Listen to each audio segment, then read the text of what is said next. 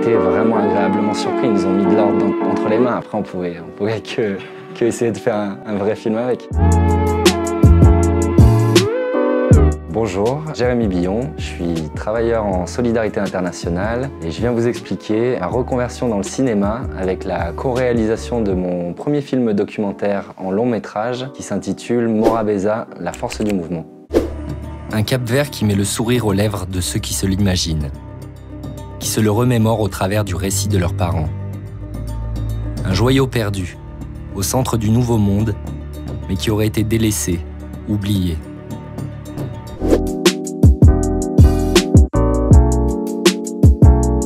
C'est un film qui parle quand même du Cap-Vert et de la culture capverdienne et notamment de ces deux choses qui nous ont profondément marqués, qui sont la Morabeza, qui prend le titre du film et qui est cette capacité d'accueil et d'ouverture à l'autre, et l'autre réalité qui nous a marqué, c'est la forte propension à migrer et pourquoi en fait tant de personnes partent. Et le point de départ, c'est de se dire voilà, on va aller rencontrer à la fois des Capverdiens au Cap-Vert, ceux qui sont restés, qu'est-ce qu'ils ont à dire de leur pays, et tous ceux qui sont partis en Europe. Et on a rencontré des jeunes de banlieue, des chefs d'entreprise, des jeunes, des vieux, des hommes, des femmes, pour qu'ils nous racontent à la première personne ce que c'est que de migrer. On voulait donner une vision plus globale de ce qu'est le Cap-Vert, pas juste limité à son archipel, mais le Cap-Vert mondial un peu, et une autre vision aussi de la migration, et donner la parole à ceux qui la vivent.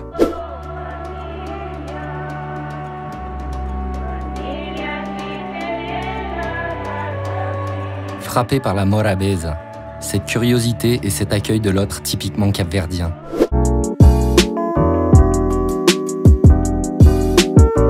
On part en vacances avec un pote d'enfance, Benjamin Vallée, qui est vidéaste. Donc lui, il avait les compétences, il avait le matériel. Moi, j'avais envie de raconter plein de choses, particulièrement quand je suis au contact de différentes cultures, de l'altérité, voilà, qu'il y a des choses à raconter qui n'ont jamais été dites. Et le Cap-Vert est assez méconnu, donc il y avait beaucoup de choses à raconter. Et quand on est rentré, on s'est dit, vas-y, on fait un film.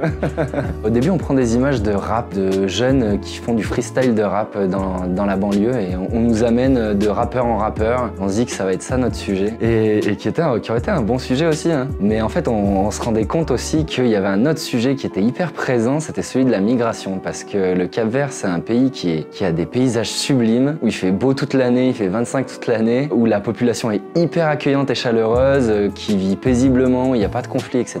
Et pourtant, il y a plus d'un Cap-Verdien sur deux qui vit en dehors des frontières. Et quand on parle aux gens, c'est moi, ma mère, elle est aux États-Unis, mon père, il vit en France, j'ai 5-6 frères ici ou là-bas, quoi. Et on se dit, comment ça se fait, en fait, qu'ils migrent autant? Et en fait, quand on rentre du Cap-Vert, on se dit, ok, on a rencontré les Capverdiens du Cap-Vert, mais finalement, c'est que la moitié des Capverdiens qui existent. Donc on va rencontrer les Capverdiens qui sont proches de chez nous pour qu'ils nous racontent pourquoi ils sont partis, qu'est-ce qu'ils ont vécu, et aussi comment ils perçoivent notre société, quoi, notre propre capacité d'accueil. Ce qui est en créole, c'est la Morabeza, c'est cette capacité très capverdienne qui est très ancrée dans la culture, d'être ouvert à l'autre, d'interagir avec l'autre, peu importe sa culture, voilà, d'être un brassage de toutes ces cultures différentes. Et on se dit, qu'est-ce qu'on a à dire de notre propre Morabeza, notre Morabeza française, quoi. Est-ce qu'on est perçu pareil? Ça questionne aussi beaucoup l'imaginaire qu'ils peuvent avoir de l'Europe. Ok, on s'est imaginé beaucoup de trucs en partant. Est-ce qu'elles sont réelles quand on arrive? Et quelle image on renvoie vis-à-vis des Capverdiens qui sont restés? Quand on veut montrer aussi les sacrifices qu'on a faits, on espère qu'ils n'ont pas été faits pour rien, et on veut montrer qu'ils n'ont pas été faits pour rien aussi. Et donc parfois, on alimente ces imaginaires de l'Europe.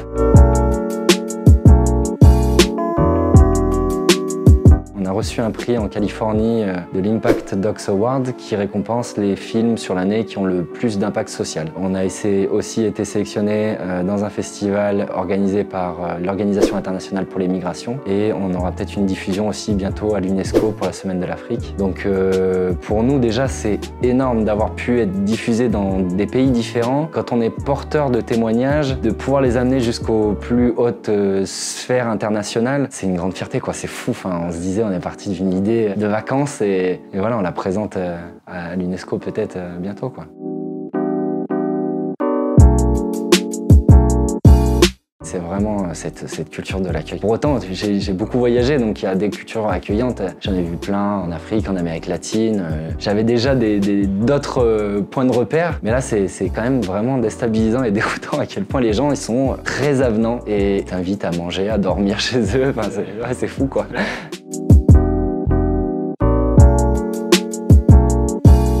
quelque part, moi j'aimerais encore tirer ce fil et qu'un deuxième projet, ce soit avec les gens du quotidien. Comment on accueille les gens, qu'est-ce qu'on veut pour demain, comment on va faire pour agir ensemble sur les grands enjeux mondiaux et aussi faire tomber les préjugés qu'on a entre nous, l'incapacité qu'on a à se parler entre le plombier, la boulangère, le haut cadre, le PDG, le jeune de banlieue, l'ancien, voilà. Malheureusement, on se parle plus assez et on prend des décisions sur des sujets sans connaître la réalité des autres qui nous entourent. Comment on prend des décisions communes si on est coupés les uns des autres et qu'on sait plus que vivre la personne âgée, le jeune, voilà, tous les secteurs de notre société.